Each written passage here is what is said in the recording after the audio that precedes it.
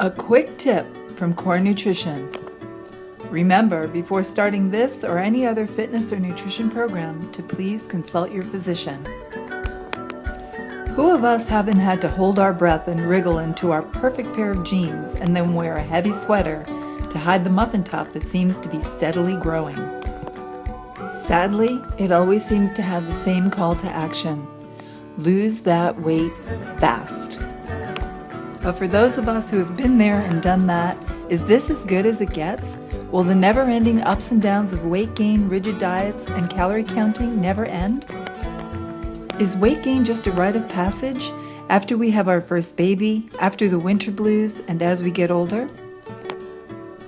So what if I told you that weight gain and fat can actually be looked at as your new best friend? Like a new best friend, it's actually trying to tell us something. You see, our body can't always give us an exact cue as to what the root of our problem is. We may experience the same symptom for many different issues. For example, when we're thirsty, we need water. But before thirst, there were smaller signals that we never made connections with thirst. For example, hunger, irritability, fatigue, pain, and dizziness. And if we don't respond to the subtle signals, then we will suffer from more drastic requests, such as moodiness, exhaustion, joint and muscle pain, headaches, dry mouth and skin, and dry eyes. As we gain weight, our body is doing exactly the same thing. It's trying to alert us that we are in a state of stress. It may cause us to experience emotional signals such as anxiety, grouchiness, weepiness, hostility, and flightiness. And/or we may experience some of the same physical signals that we did for dehydration, like exhaustion, joint and muscle pain, dizziness, headaches, and skin disorders. We might try to remedy the problem with exercise or have a binge. Maybe we'll take a nap or try some medication. Alcohol might be another way, or we might break down and have an argument with someone. But what we may not realize is the major contributor to our stressful state is not what's necessarily happening around us as much as what's happening deep within our core. There are many other triggers that also add to our stressful state, such as our home life, whether it's calm or hostile, what kind of products we use to clean our home, whether the air we breathe is highly polluted or less. After all, it's all polluted. What kind of products we put on our body, lotions, dyes, makeup, cleansers. If we take prescription or over-the-counter medications or drugs.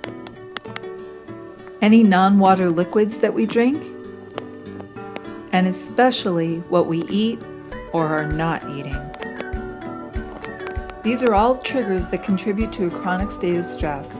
Whether mild or constant, life-threatening or not, the building of stress in our body causes it to manage all stress in the same way, no matter the reason. This triggers a fight or flight reaction that's meant for occasional life-threatening danger. For example, swimming with a shark. We're not meant to deal with stress 24/7. When we're in a chronic state of stress, the body will try to cope to protect our core before there's a complete system breakdown. Our body has many internal systems that communicate with one another. When one area is deficient, another area can compensate for it for a while. But when we have many and consistent areas that are imbalanced, it can create immune responses that are more serious, such as inflammation. Inflammation can actually be of benefit. Think of the last time you had the flu. You may have experienced achiness of some kind. Our white blood cells release chemicals into the affected areas of our body to protect it from foreign invaders, resulting in inflammation.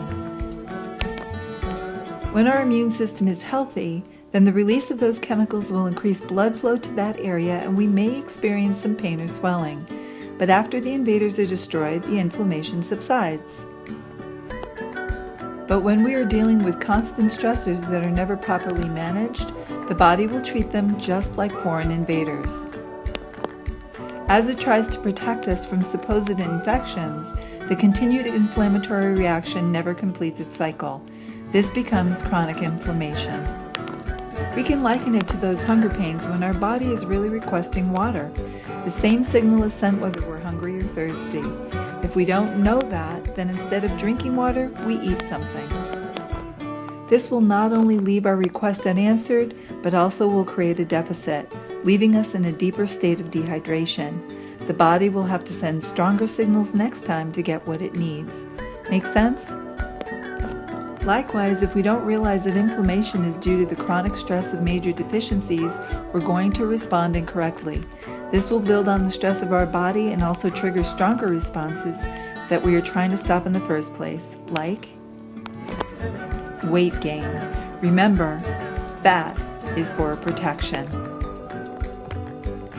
When our body is under stress, it goes into survival mode, triggering an inflammatory response. This causes our body to store fat. How? Chronic inflammation causes the body to go into crisis management, which includes excess production of insulin.